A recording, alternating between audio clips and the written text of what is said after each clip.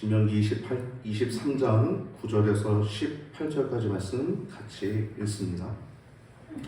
내가 대적을 치러 출진할 때 모든 악한 일을 스스로 삼갈지니 너희 중에 누가 밤에 몸서람으로 부정하거든 진 밖으로 나가고 진 안에 들어오지 아니하다가 해질 때 목욕하고 해진 후에 진에 들어올 것이요 너의 진 밖에 변소를 베풀고 그리로 나가되 너의 기구에 작은 삽을 더하여 밖에 나가서 대변을 통할 때 그것으로 땅을 팔 것이요 몸을 돌이켜 그 배설물을 덮을지니 이는 내 하나님 여호와께서 너를 구원하시려고 적군을 내게 붙이시려고 내 진중에 행하심이라.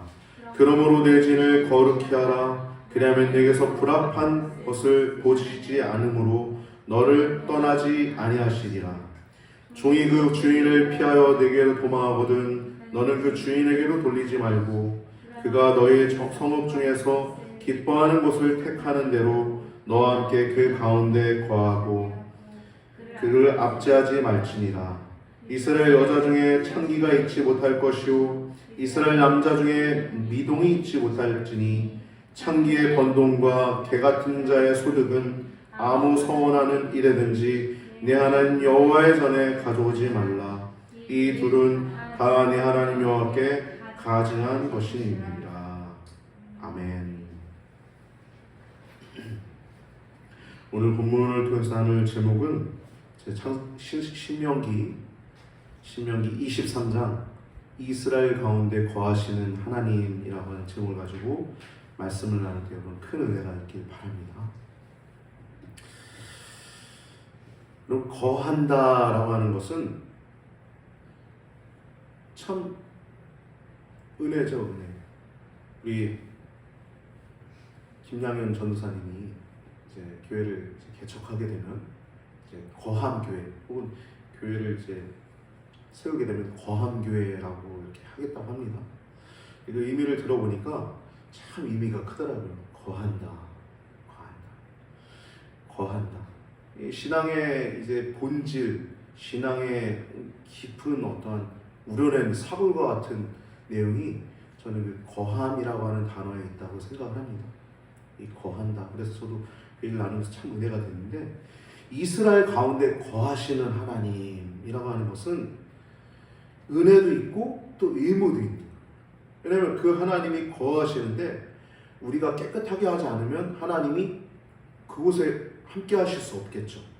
그러니까 은혜도 있고 또 의무도 있는 것입니다.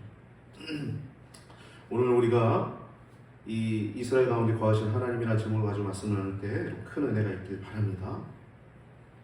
우리 신명기는 이제 모세의 고별 설교죠. 유언과 같은 말씀이라고 했어요. 지난주에는 우리가 21장과 22장까지 이 살인과 또 간음에 대한 하나님의 마음에 대해서 우리가 말씀 나눴던 거 기억하시죠? 오늘은 이제 정결에 대한 얘기입니다. 깨끗하게 해야 된다는 거예요. 거룩하게 해야 된다는 거예요. 여러분 거룩하게 한다. 그게 위대한 대단한 행위를 한다는 게 아닙니다. 구별됐다는 거예요. 거룩이란 단어는 구별됐다는 겁니다. 분리한다는 거예요. 오늘 본문에도 보면 여호와의 총회라고 하는 단어가 나오는데 그것도 구별에 우리가 중점을 두고 보면 이해가 편합니다. 오늘 23장 말씀은 이 정결에 관한 이 정결 규정에 대한 말씀입니다. 1절부터 8절은 여호와의 총회라고 하는 단어가 나오는데 이 이스라엘의 공동체, 이 이스라엘의 회중안에 혹은 예배 이것에 대해서 총회라고 하는 단어가 좀 많은 사람들의 의견이 분분한데 이스라엘 공동체의 법이라고 생각하시면 됩니다. 1절부터 8절은 이스라엘 그 공동체의 법이라는 것이죠.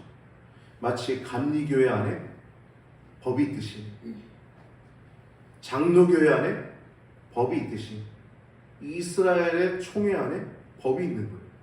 그 총회에 들어올 수 있는 자들, 못 들어온 자들이 1절부터 8절에 앞에 나오고 있습니다. 그리고 9절부터 14절은 진영, 이 군대 내에서 정결법입니다. 전쟁 가운데 하나님 함께 하시는데 정결해요.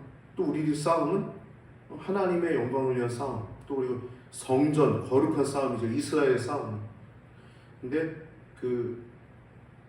깨끗하게 해야 된다는 내용이 9절 오늘 본문 읽은 14절까지 나오고 있고 15절부터 25절까지 마지막 절까지는 이 사회적인 제의적인 법들입니다.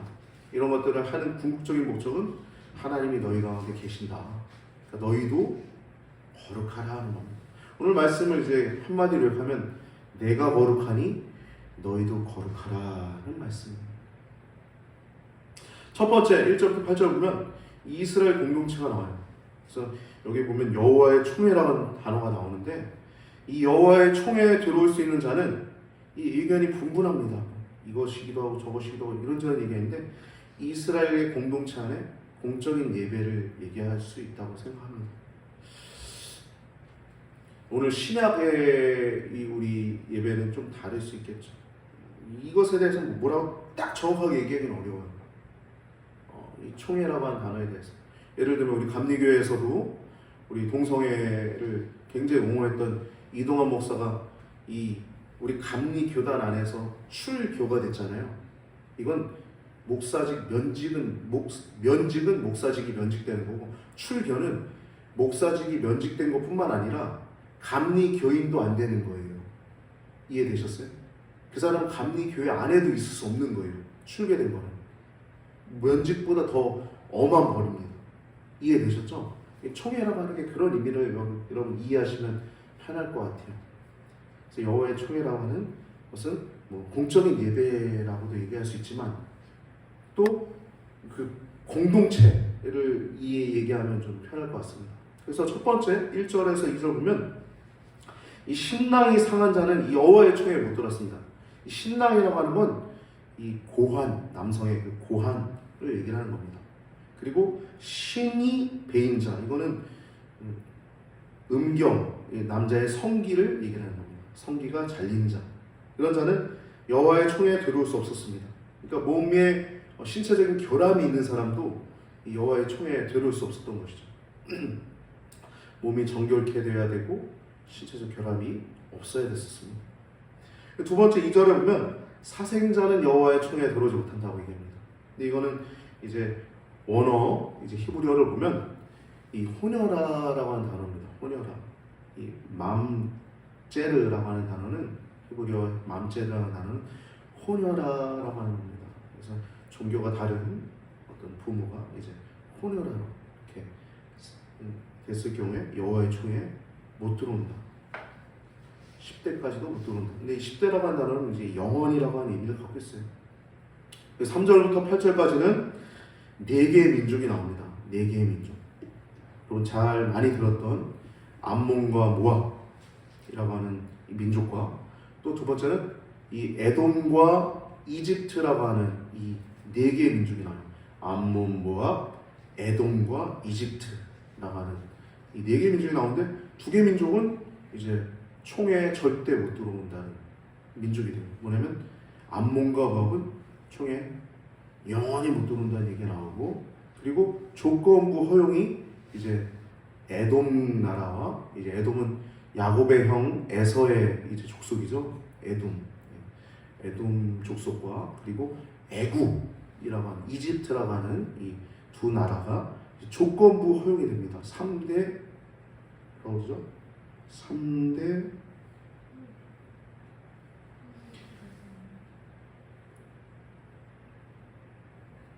3대 후에는 이제 여호와의 총회에 들어올 수 있다고 하죠. 3대 후에는. 그러니까 제가 느끼기에는 이제 모세라고 하는 존재를 통해서 성경을 거시적으로 뒤에서 봤을 때 이 3대, 10대 뭐 이런 얘기를 하는 거 보면 이제 이스라엘 백성이 거룩한 백성으로 이제 나왔잖아요.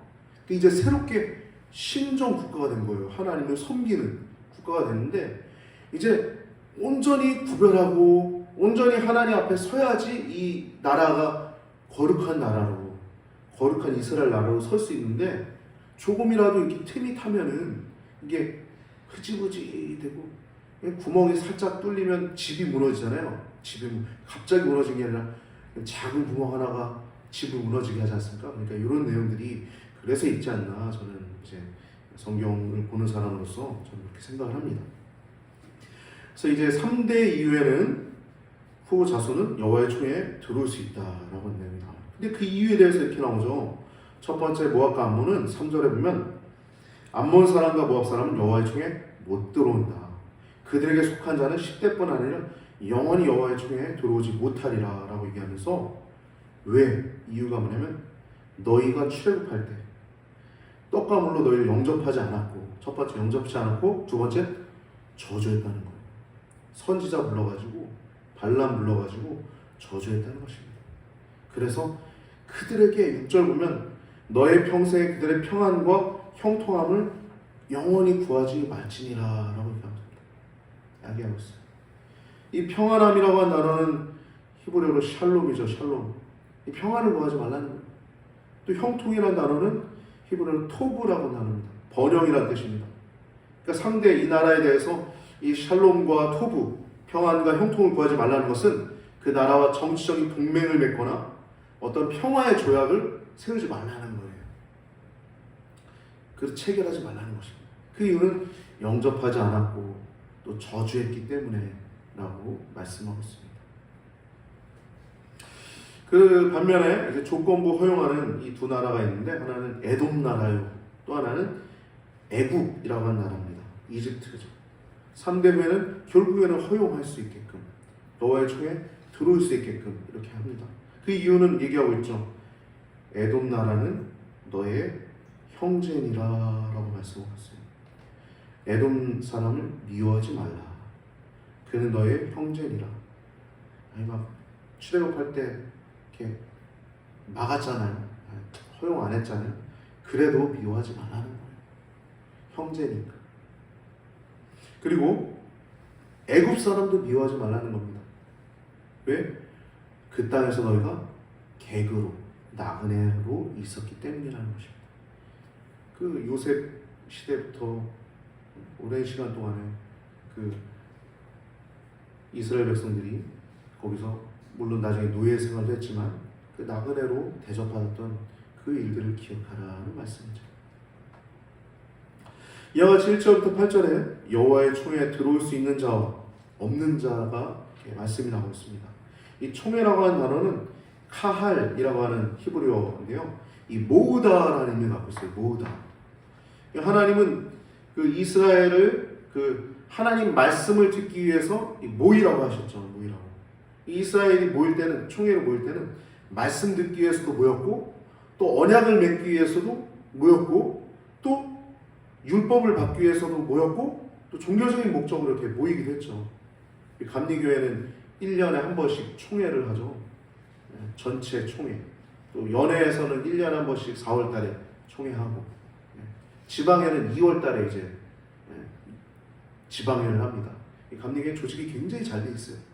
지방회, 연회, 총회. 이건 장점이기도 하고 단점이기도 합니다. 하나님의 영광을 위해서 잘 이렇게 연합할 수 있어요. 장로교보다 이게 조직이 잘 돼 있습니다. 남성교, 여성교회, 청장연회 이런 게 아주 잘 돼 있어요. 그래서 돌아가신 저희 아버지도 감리교회는 이게 조직이 굉장히 잘 돼 있다 말씀을 하셨는데, 제가 이제 목회를 하면서 이런 것들 보면 이거 굉장히 하나님이 우리 감리교회를, 물론 장로교회도 그런 게 다 있습니다. 없지 않아요. 근데 더 이렇게 조직이 잘 돼 있다는, 세분화되어 있다는 얘기를 하는 겁니다. 이게 잘 쓰여질 때 정말 하나님 영광을 위해서 쫙 나갈 수 있는 조직입니다. 근데 이게 또 반면에 너무 또 조직이 많으니까 오라는 데도 많고 가라는 데도 많고 너무 많아요. 그래서 목회하는 사람들은 지혜가 많이 필요하죠. 성도들도 마찬가지입니다. 성도들도 삶을 살다 보면 내가 가야 할 자리, 가지 말아야 할 자리 분별해야 되잖아요. 할렐루야. 그렇게 우리가 가야 하는데, 아무튼 총회라고 하는 것은 이렇게 모이기 위해서 잘 이렇게 조직이 잘 구성되는데, 그런 것에 위해서 이렇게 카할이라고 하는 총회, 모으다라는 의미를 갖고 있어요. 신명기 23장 6절에서는 암몬과 모압 사람과는 그 평화를 구하지 말고 번영을 구하는 평화조약을 체결하는 것을 금하고 있는데, 이것은 뭐냐면 우리 신약 성경으로 말하면 믿지 않는 자와 멍해를 함께하지 말라는 것입니다. 여러분 예를 들어서 뭐 이단이 우리에게 막 얘기하면 우리도 역으로 그에게 이제 개종할 수 있게 그 영혼을 사랑하니까 우리도 그렇잖아요. 근데 뭐라 그래요? 바울인가요? 한두 번 권면한 후에 피하라 그래서 그런 겁니다. 멍해를 함께 하지 말라. 같이 하지 말라는 거예요. 권면만 하지 같이 하지 말라는 거예요. 동화되지 말라는 겁니다. 불신자와 믿지 않는 자 멍해를 함께 하지 말라는 것은 이렇게 불신자와 교류하는 동안에 그 하나님의 안에 있는 그 거룩성, 우리의 신앙이 손상될 수 있기 때문에 그래요. 그것을 주의하는 것입니다. 그래서 고린도후서 6장 14절 보면 너희는 믿지 않는 자와 멍해를 같이 하지 말라. 의와 불법이 어찌 함께하며 빛과 어두움이 어찌 사귀며 또 그리스도와 벨리알 어떻게 조화되며 믿는 자와 믿지 않는 자가 어찌 상관할 수 있겠냐라는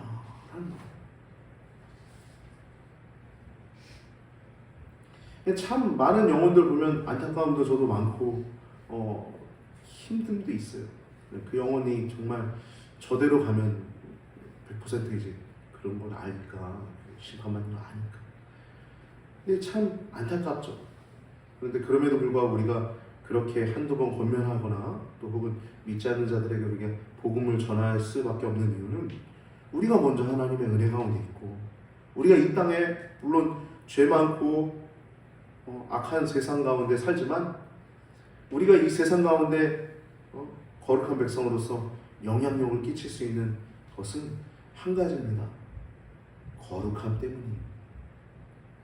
먼저 우리가 구별해야 우리가 그 거룩함을 유지할 수 있는 것이고 그 거룩함을 보존할 수 있는 것임을 기억하시기 바랍니다. 이 구절에 보면요, 너희가 대적을 치러 출진할 때, 전쟁하러 갈 때 모든 악한 일을 스스로 삼가라는 겁니다. 이 악한 일을 삼가라는 건 거리 끼는 것조차도 다 깨끗하게 정결케 하라는 거예요. 불결한 것조차. 14절 보면 내게서 불합한 것, 이거는 이제 개역개정을 보면 불결한 것을 보시지 않으므로 너를 떠나지 아니하시리라. 오늘 정결법에 대한 얘기잖아요. 정결규례. 즉 이 진영, 군대 내에서도 정결하라는 말씀은 하나님께서 전쟁 시에도 이스라엘 진영 가운데 함께 하신다는 생각이 있는 겁니다. 할렐루야. 여러분 근데 실제 그래요? 전쟁 때만 함께 하십니까? 아니죠. 늘 우리와 함께 하시죠. 잠잘 때도 언제나 꿈속에까지 하나님은 함께 하시지 않습니까? 할렐루야. 하나님 그렇게 우리와 함께 하시길 원하십니다. 유사한 본문이 이 5장 1절에서 4절에 나오는데 이 거룩한 곳에 거하신다는 겁니다. 하나님은 늘 거룩한 곳에 또 우리와 늘 동행하길 원하시는데 이렇게 진 가운데 정결케 하는 내용들이 보면 첫 번째 몽설하는 내용 나오고 두 번째 대변에 대한 내용이 나와요. 그런 것들을 진 밖에 가서 하라고 진 밖으로 이제 나갔다가 들어오라는 얘기들이 나오죠. 정결케 깨끗하게 하는 그 거룩해 되는 회복의 시간들을 말씀하는 것이 앞에 레위기에도 나오고 민수기에도 나오는데 계속 하나님의 거룩함에 대해서 나오는 겁니다. 민수기 5장 1절에서 4절 보면 이 문둥병자들, 유출병자들 진 밖으로 내보내죠. 그 이유는 진을 구별하는 것입니다. 할렐루야. 구별하는 거예요. 구별. 교회에 여러분 권징이 없으면 교회는요 지저분해질 것입니다. 교회 안에도 교회 재판이 없으면 교회는 더러워질 것입니다. 그러나 교회가 하나님의 말씀 안에서 구별하고 징계하고 명확하게 치리해 나갈 때 교회의 거룩성은 유지되는 줄 기억하시기 바랍니다. 할렐루야. 그래서 장로교 칼빈 선생님께서는 이 권징이 얼마나 중요한지 강조하셨어요. 10절에서 이렇게 문둥병자와 유축병자가 이렇게 진 밖으로 하는 것은 진을 구별하는 겁니다. 이렇게 구별하는 거예요. 왜? 하나님이 그곳에 거하시기 때문에, 현존하시기 때문입니다. 오늘 본문 10절에서 11절 보면 누가 밤에 몽설함으로 부정하거든. 이 몽설함으로라는 단어는 이제 설정을 얘기를 하는 것이죠. 그럴 경우에 진영 밖으로 나가게 했어요. 그래서 진영 안으로 들어올 시간, 저녁 때가 되면 그때 들어오도록 했습니다. 이와 비슷한 것은 또 레위기 15장 16절에 나오죠. 읽어볼까요? 순서지 세 번째 정하는데요. 설정한 자는 전신을 물로 씻을 것이며 저녁까지 부정하리라 라고 말씀하셨어요. 아까 진영 밖으로 나갔다가 해가 진 후에 이제 들어오라 그랬죠. 여기는 전신을 씻고 저녁까지 부정하라. 그러니까 거룩성 회복의 시간이 필요했던 것입니다. 회복의 시간이 필요했던 것입니다. 오늘 본문에 이스라엘을 이제 진영을 거룩하게 하고 또 공동체를 거룩하게 여호와의 총회를 거룩하게 하고 또 15절부터 나와 있는 삶의 각 처소마다 거룩하게 해야 될 책임과 의무가 우리에게 있는 겁니다. 15절부터 16절은 이제 종에 대한 얘기죠. 종을 도망이 하거든 그를 주인에게 돌리지 말라는 거예요. 여러분, 이건 고대 시대의 파격적인 것입니다. 종은요 하나의 재산과 같았습니다. 옛날엔 소유와 같았어요. 그러면 제10계명 내 이웃의 집을 탐내지 말라고 하면 이웃의 것으로 생각해서 돌려줘야 되는 게 맞잖아요. 근데 성경은 이렇게 파격적인 거예요. 종일지라도 그의 생명을 존중하는 겁니다. 주인에게 돌리지 말라는 거예요. 그래서 그가 기뻐하는 것을 택하는 대로 너희 중에 거하게 하고 또 압제하지 말라는 것입니다. 그럼 하나님의 말씀은 사랑입니다. 이웃을 향한 사랑입니다. 하나님을 사랑하고 이웃을 사랑하는 것입니다. 그리고 17절 18절은 이제 창기 얘기가 나오죠. 이 창기, 이 남자 중에 미동은 남창을 얘기하는 것입니다. 창기가 잊지 못할 것이요. 창기의 번돈, 개 같은 자의 소득도 이제 남창의 소득을 얘기하는 것입니다. 이런 것은 하나님께서 받지 않는다는 거예요. 생각해 보세요. 벌기를 하나님 기뻐하시도록 벌어야 되는데 죄를 행하면서 벌었는데 그걸 하나님께 갖고는 어불성설이죠. 이것은 가증한 것이다 라고 말씀하셨습니다. 19절 20절은 이제 이자를 꾸이지 않도록 얘기가 나오고 있고, 이런 내용에 대해서 형제가 꾸이거든 이식, 이건 이자 얘기하는 겁니다. 이식 단어가 좀 어렵죠. 이식은 이자를 얘기하는 겁니다. 이자를 취하지 말아요. 형제에게 이자를 받지 않으면 동족이 더 강력한 동족이 되겠죠. 그래서 이 형제 민족성을 얘기하는 것이고, 21절 22절은 서원하는 걸 갚기를 더디하지 말라는 것입니다. 왜냐하면 하나님이 들으셨기 때문에 그러거든 서원 아예 하지 마. 왜냐하면 하나님 들으시는데 서원을 못 지킬 거면 아예 안 하는 게 낫다는 말씀도 성경에 나와 있죠. 또 서원은요 축복입니다. 저도 서원에서 목사가 됐는데 축복입니다.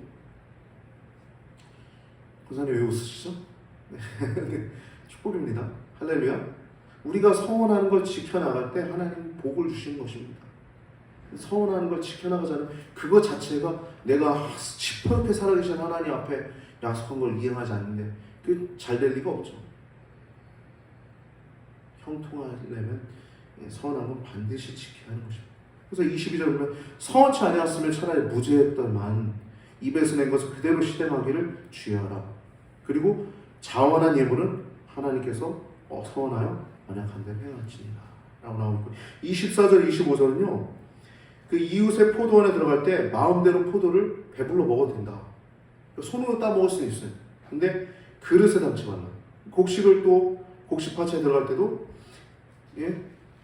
낫을 갖고 들어가지 말라는 거예요. 곡식은 따먹어도 된다. 근데 이건요 전쟁 시에 어쩔 수 없이 그런 먹을 때 음식이 필요한 사람들에게 혹은 가난한 사람들에게 해당하는 말씀입니다. 이와 같이 오늘 본문엔 공동체를 향한 말씀, 진영을 향한 말씀, 삶의 각 처소마다 거룩하라라는 말씀인데요. 그 책임과 의무가 우리 가운데 있습니다. 이렇게 그들을 거룩하게 한다는 것은 오늘날 우리를 말하면, 성도들로 말하면 하나님의 성전인 우리 자신을 바로 세워야 한다는 것입니다. 할렐루야. 여러분 얼마나 바로 세워져 있습니까? 뭐 인간이 판단할 수 없죠. 내 자신이 어느 정도 알고 하나님만이 아시죠.